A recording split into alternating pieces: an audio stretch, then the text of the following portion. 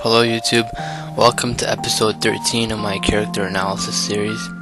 This time I'll be covering Helen from Requiem of Phantom. Helen is a great character. Well, she's very interesting, even though I can say that all the time. To me, she's interesting. She comes from an anime that is kind of underrated in my opinion. It has its praises, and obviously it has its faults as well, but I feel it's kind of underrated, especially in the grand scale of anime. Like, I wouldn't say this is exactly like a masterpiece, but it's definitely worth a watch.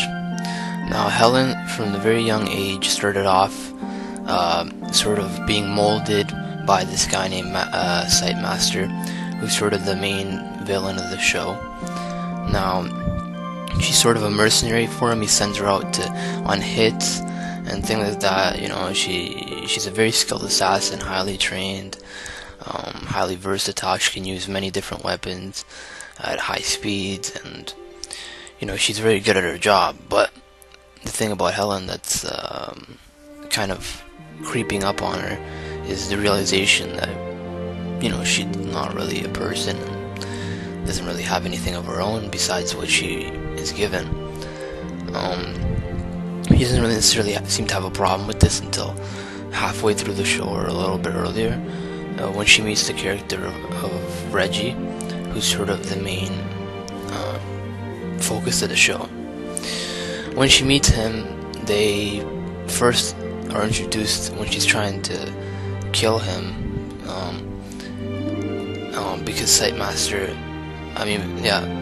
is trying to see whether this guy has a strong sense of survival, because he's trying to get another assassin or another person to go alongside Helen.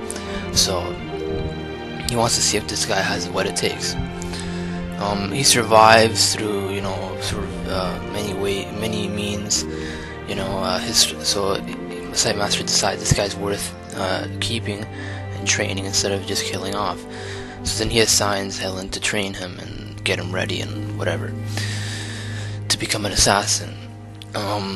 During this, they kind of bond a little bit, but not that much. But the scene that really makes them closer is there's a scene where she gets shot, and he has to take the bullet out with like a knife or something, and he does it, and then, you know, that makes Helen respect him a lot, because it means that this guy actually cares enough about her life to save it. And from then on, she starts to sort of get a more sense of self, and not only is she a mindless drone who goes out and kills, but she wants to know herself. She wants to have memories. You know, she wants to visit her homeland, and she wants to have a life outside of just being a killer. Helen is very closed off during most of the show. Even when she sort of quote-unquote opens up, it's still very sort of monotone and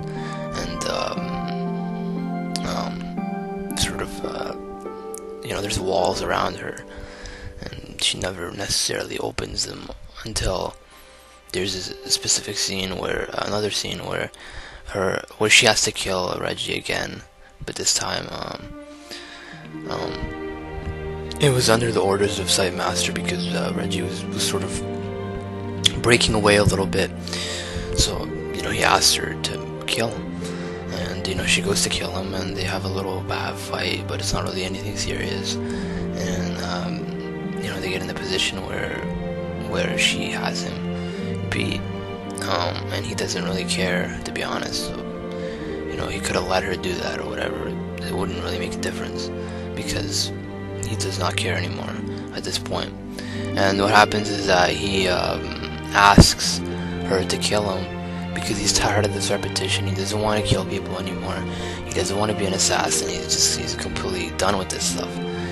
And surprisingly, not surprisingly, but sort of as an active character development, I guess, Helen asks him to kill her because if it wasn't for him, or if it wasn't for his existence, her whole life as an assassin, this sort of hell that she's been living,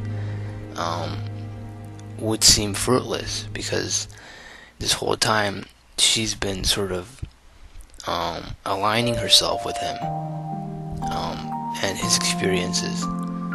So if he was to be gone, then she has no purpose anymore. So in my opinion, Helen's a character that is desperately clinging onto anything or anyone, in this case Reggie, because she wants to have a purpose in life, and she sees him as the way for her to, be a person outside of the control of someone else. But at the same time, she is latching onto him in a way where, in my opinion, it's not very individualistic. It's not very strong, but it doesn't have to be. And that's the key part. That's what I love. They could have easily done the route where she's some ultra badass with no issues. She just brushes him aside all the time. She's like, I don't need you, whatever, blah blah blah.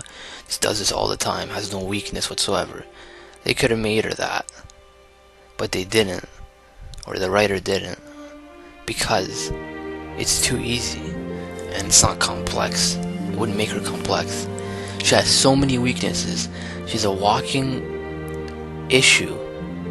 There's so many different layers of trauma and brokenness to her, but at the same time she's this ultra cool badass assassin. So I enjoyed that part of her character. I like the fact that she has weakness and she's clinging on to him, and she's really at some points of the show doing that.